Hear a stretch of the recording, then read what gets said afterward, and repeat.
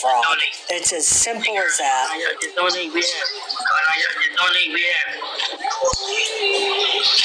How long you been on that bus, Nancy? It's hard. It's hard, Layla, for sure. There's still a long ways to go.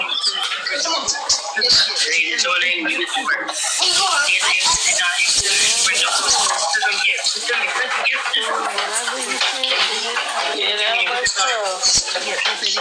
So whatever you can to wherever you can. I'm gonna win. I'm gonna win. Anyway.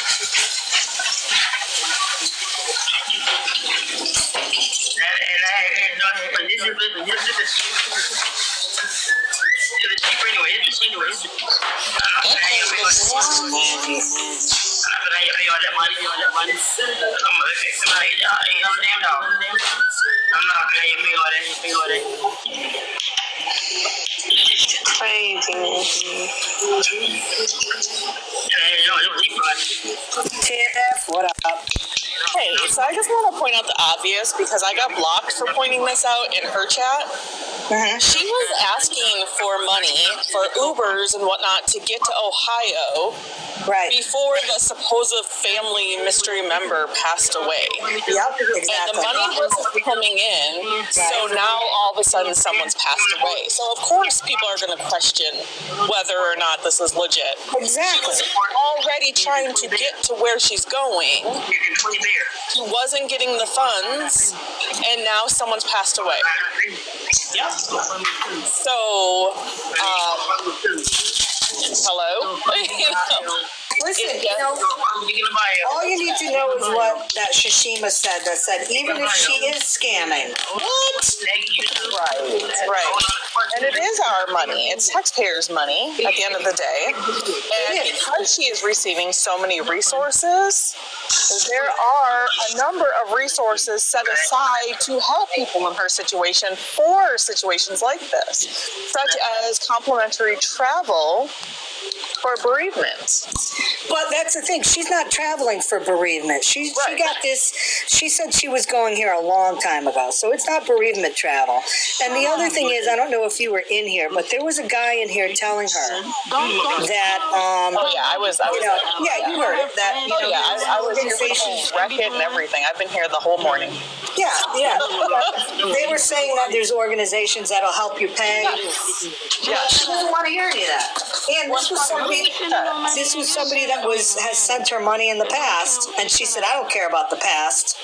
Well, I'm also going to point out the fact that my brother has Down syndrome, and he's at the moderate level. He does work 2 jobs. I've mentioned that before.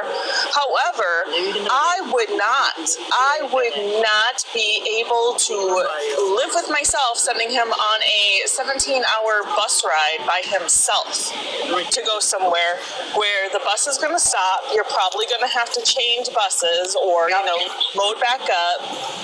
There's also money in hand, for buying snacks and whatever else might be needed. If someone is that mentally delayed, they should not be traveling across the U.S. unattended. And on that note, why, if she is so unable to, comprehend life, why is she living so far away from her family? These are just all things that I just I sit back and wonder, being that I do have a sibling who is 7 years younger than I am. I'm 36. I'm sorry, I wish I was 36. I'm 46, so you can do the math, and figure out how old he is. And he is kept where the majority of our family is. And I don't mean kept.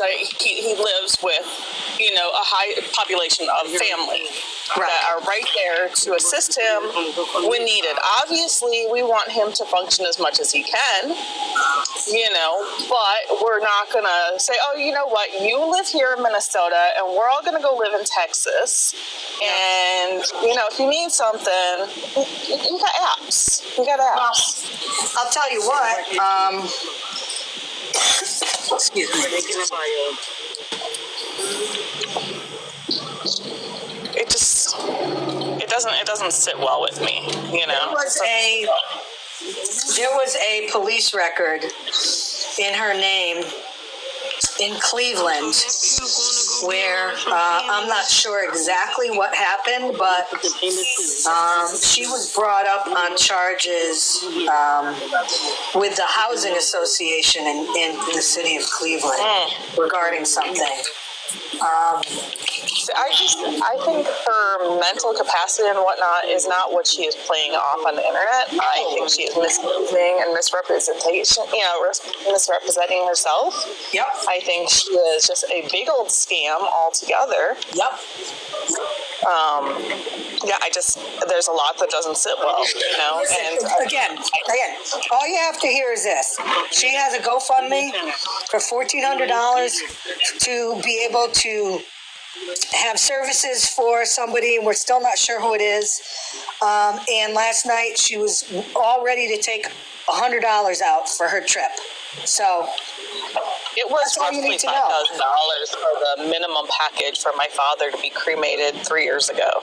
Yeah. So listen. There's just way too many red flags. There is, and trust and believe, my family would not be counting on